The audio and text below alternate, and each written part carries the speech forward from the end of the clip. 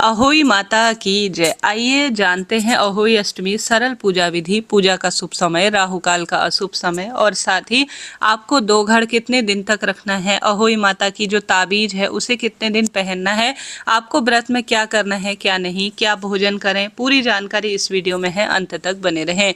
यह पूजा बहुत सरल है। कई भक्तजन सुबह के समय ऑफिस इत्यादि जाना रहता है तो सुबह पूजा कर लेते हैं, परंतु सभी जन अधिकतर क्षेत्रों में शाम को ही पूजा की जाती है। शाम को इस बार पूजा का शुभ समय हो रहा है 5:53 से 7:08 के आसपास। इसी समय आप अपना व्रत करें। सोमवार का दिन होने के कारण लाल या पीले रंग के कपड़े पहने। आप सभी को इस पूजा में 2 घड़ लेनी होती है। देखिए इस तरह से करवा चौथ में आपने प्रयोग लिया है तो उस घड़े का इस्तेमाल आप कर सकते हैं, नई ला सकते हैं या 2 स्टील के लोटे भी आप ले सकते हैं। दोनों में आप चाहें तो जल भर सकते हैं, नहीं तो एक में जल भरें और एक में आप गेहूं जो है रख कर आप सभी पूजा स्थल पर रखेंगे।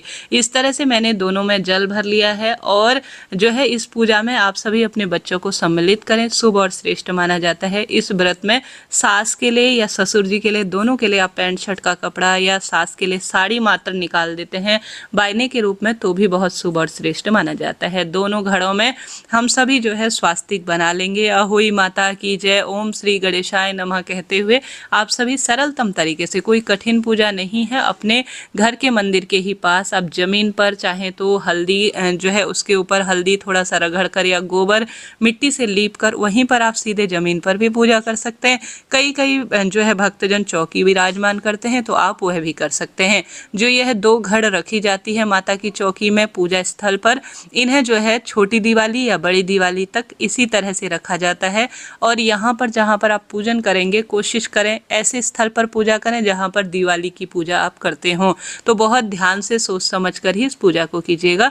2 घड़ से क्या करना होता है, 2 घड़ जो है घर के जो छोटी दिवाली या बड़ी दिवाली के दिन यह पूजा चौकी हटाई जाती है तो जो 2 घड़ है उसमें से अपने बच्चों को स्नान कराया जाता है। आप भी उस 2 घड़ के जल का प्रयोग करें और अपने बच्चों को और अपने पति परिवार के सदस्यों को, यह शुद्ध जल माना जाता है, श्रेष्ठ होता है, स्नान इसी से करें, लाभ होता है, हारी बीमारी दूर होती है।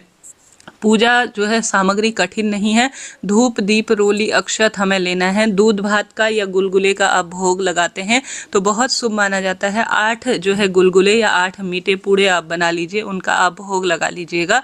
गेहूं का जो आसन है हम सभी दोनों घड़ के नीचे रखेंगे और साथ के साथ गणेश जी को स्थापित करेंगे और जो चौथ माता है अर्थात जो अहोई माता की मूर्ति है उस पर भी हम सभी थोड़ा सा गेहूं का आसन देंगे। अगर आप सभी जो गणेश जी नहीं रखना पाते तो आप सभी जो है जो मूर्ति में गणपति विराजित है उनको भी रख सकते हैं। गेहूं के ढेर के ऊपर आप सभी घी का दीपक लगाएं, तेल का प्रयोग नहीं होगा, या आप तिल के तेल का दीपक लगा सकते हैं। स्नान का भाव करते हुए गणेश जी पर 2 घड़ पर जल का छिड़काव करेंगे। अहोई माता की मूर्ति प्रतिमा पर आप स्नान का भाव करते हुए जल के छीटेंगे देंगे। अब इस दिन आप सभी लाल या पीले रंग के ही कपड़े पहने, कार्तिक का महीना है, सूर्य भगवान को जल चढ़ाएं। घर के दरवाजे तुलसी में दीपदान कर कर पावन पवित्र वृक्षों में, और इस दिन महादेव का दिन है, सोमवार अष्टमी का दिन है, तो आप शिव मंदिर की विशेष पूजा अर्चना जरूर करें। सोमवार अष्टमी के दिन कौन कौन से उपाय किए जाते हैं इसका चैनल पर पहले ही वीडियो आ चुका है, दूसरे चैनल पर आप उसे जरूर देखिएगा। सबसे पहले पूजा पाठ का साक्षी हमारे दीप देवता होते हैं, तो आप दीप देवता में जो है सबसे पहले अग्नि प्रज्वलित करें ताकि यह साक्षी रहे आपकी पूजा के। कहीं पर दीपक जलाए बिना ही सामान्य ठंडी पूजा भी की जाती है, सबकी अपनी लोक मान्यताएं हैं। सबसे पहले हम सभी गणेश जी को चंदन और अक्षत समर्पित करेंगे, फिर अहोई माता की मूर्ति प्रतिमा में जितने भी देवी देवता विराजमान है, सूर्य भगवान, चंद्र भगवान, सभी को रोली और चंदन मौली अक्षत समर्पित करेंगे। इसी तरह से दीप देवता पर भी रोली चंदन समर्पित करेंगे। 2 घड़ पर भी हम सभी एक के ऊपर एक घड़े को रखेंगे, मौली बांध लेंगे और 2 घड़ के ऊपर गेहूं जो है एक कटोरी में भरकर रख देंगे। खुला नहीं रखते हैं तो इस बात का आप ध्यान रखें। 2 घड़ में रोली चंदन समर्पित करें। गणपति गजानन को पुष्प समर्पित कर कर आप सभी यज्ञोपवीत है तो वह समर्पित करें, नहीं तो वस्त्र रूपी कलावा, दुर्वा घास और सरलतम तरीके से जो आपके पास उपलब्ध है उन सभी चीजों को धीरे धीरे समर्पित करें। सभी की थोड़ा बहुत पूजा विधि अलग होती है, परंतु साधारण सरल तरीके से इसी तरह से पूजन होता है। शाम के समय मैंने पूजा पूजा का शुभ मुहूर्त आपको बताया। अब राहु काल में आपको पूजा नहीं करनी है। राहु काल का जो अशुभ समय है वह 3:05 से 4:32 के आसपास हो रहा है। तो राहु काल को छोड़कर आप पूरे दिन पूजा पाठ इत्यादि के नियमों को कर सकते हैं। इस दिन अभिजीत मुहूर्त में अर्थात दोपहर में हर कार्य की जीत का समय होता है। अगर किसी नए कार्य की शुरुआत कर रहे हैं तो अभिजीत मुहूर्त को चुने। 11:49 से 12:35 के आसपास अभिजीत मुहूर्त है। तो इस समय अपनी पूजा पाठ को करें। साथ के साथ आप सभी इस दिन विशेष तौर पर किसी नए कार्य की या पूजा के नियम को अभिजीत मुहूर्त में कर सकते हैं। शाम का शुभ मुहूर्त तो मैंने आपको बताया ही। इस दिन तारे या चंद्रमा को देखकर अर्घ दिया जाता है। उसके बाद बच्चों के हाथ से पानी पीकर अपने व्रत को खोला जाता है। तो तारे 6:17 के बाद सांझ के समय दिखाई देने शुरू हो जाएंगे। उसके बाद आप जल चढ़ाकर विधि विधान से पूजन कर कर अपने व्रत का पारणा कर सकते हैं। अब भोग में आपने 8 गुलगुले लगाए हैं तो आप सभी चीज़ें समर्पित कर कर 8 गुलगुले का भोग लगाएं या मीठे पूड़े का भोग लगाएं। पुआ पूड़ी जो भी बनाया है, मैंने मौसमी फल लिए हैं, खीर का भोग लगाया है। दूध भात का बहुत महत्व है तो इसका आप बताशे का भोग लगा सकते हैं। आपके पास जो है जिस चीज़ का भोग लगाए। अब श्याऊ माता की जो आपके पास प्रतिमा मूर्ति है, जो आप गले में धारण करते हैं, ताबीज माला है, तो उस पर आप हल्दी और कुमकुम समर्पित करें। रोली चंदन समर्पित कर कर, अक्षत समर्पित कर कर 2 घड़ के ऊपर इस तरह से जैसे मैंने जो है यह धागा समर्पित किया है। देखिए हमारे तो नहीं पहनते हैं तो मैंने धागा प्रयोग लिया है। आप अपने श्याऊ माता की मूर्ति को, जो आपके पास ताबीज है कहने का अर्थ है माला है, उसे इस तरह से पूजित कर कर 2 घड़ में स्थापित करें।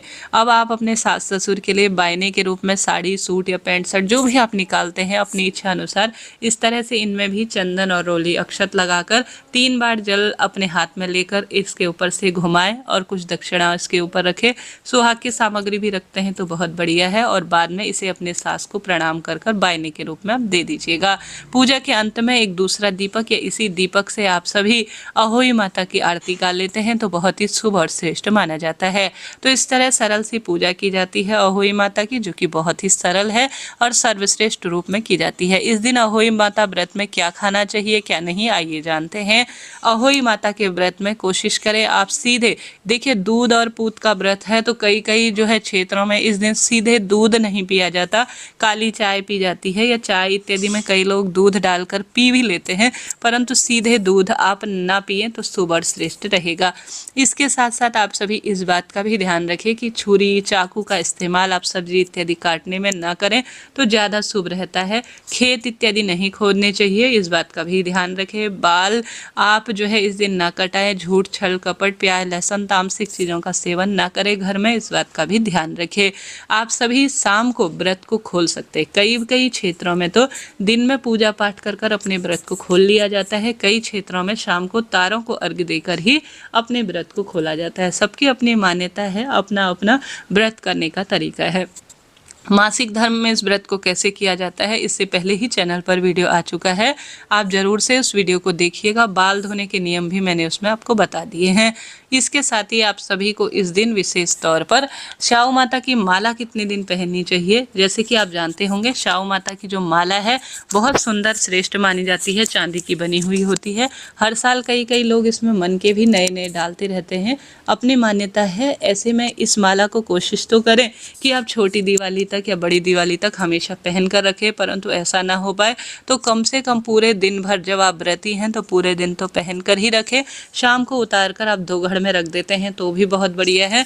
अगर आप 2-3 दिन पहन कर रखते हैं, जैसे सोमवार है मंगलवार को पहनकर, बुधवार के दिन भी उतार सकते हैं, शुक्रवार को भी उतार सकते हैं, किसी भी शुभ दिन देखकर आप उतार कर श्याऊ माता की जो यह माला है और जो अहोई माता की माला है इसे आप 2 घड़ में स्थापित कर लीजिए। शाम को हम अनाज इत्यादि खा लेते हैं, आप जो है मीठा भोजन करते हैं तो उस अनुसार करें। नमक का प्रयोग भी कई लोग कर लेते हैं, परंतु कई लोग सादा नमक, जो व्रत का नमक होता है सेंधा नमक, उसी का प्रयोग करते हैं। तो इस तरह से आपको अहोई अष्टमी अपने व्रत करनी है, शुभ मुहूर्त में ही कीजिएगा। अपने बच्चों के हाथ से आप तारों को अर्घ्य देकर अपने व्रत को साँझ थोड़ा बीत जाने दीजिए। देखिए थोड़ा बहुत दिया बाती का टाइम हो जाए, पूरी तरह से थोड़ा समय बीत जाए तो अपने व्रत को खोल सकते हैं। कई लोग तारों को जल चढ़ाकर व्रत खोलते हैं, कई लोग चंद्रमा को जल चढ़ाकर। परंतु इस दिन चंद्रमा बहुत देर से दिखाई देते हैं तो तारों को अर्घ देकर ही अपने व्रत को खोलिएगा। इस तरह से आप सभी को यह व्रत, उपवास, पूजा पाठ का नियम करना है। कोई भी चीज़ पूछनी हो, समझनी हो, आपका अपना चैनल है, सब प्रश्नों का उत्तर आप पाएंगे तो आप पूछ सकते हैं। अहोई माता की कृपा से जीवन में सुख समृद्धि आती है, धन संपदा का वरदान मिलता है। यहाँ पर जो पूजा चौकी है वह नहीं हटानी होती है। जो फल इत्यादि आपने समर्पित किए हैं उन्हें आप हटाकर, अर्थात जो भोग आपने लगाया है इसे प्रसाद स्वरूप आप ग्रहण कर कर अपने व्रत को खोलिएगा। बच्चों को प्रसाद स्वरूप घर के सदस्यों को वितरित कीजिएगा। और सामान्य रूप से आपने जो है फूल पत्तियां यहाँ से हटा लेनी है, परंतु मूर्ति, प्रतिमा इत्यादि यह जो है जब छोटी दिवाली या बड़ी दिवाली का दिन आएगा उसी दिन आप हटाते हैं तो बहुत बढ़िया रहता है। 2 घड़ तो आपको छोटी दिवाली और बड़ी दिवाली के दिन ही हटानी है। ठीक है जी।